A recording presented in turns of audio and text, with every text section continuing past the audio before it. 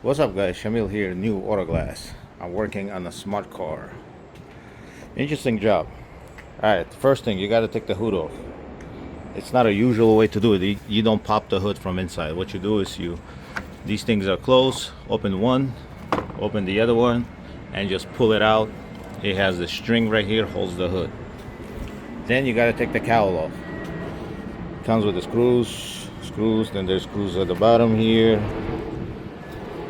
You got screws here, but what you gotta do is you gotta take the screws off the fender. The cowl has a screw right here that's screws, so the fender and the cowl screw together, and then you have a screw. Release this screw, so you have a fender that's loose.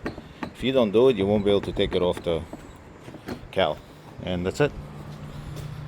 And then it's easy. I was trying to use a wire tool, but I couldn't fit the line through it. The glue for some reason was like a rock, so I used a cold knife.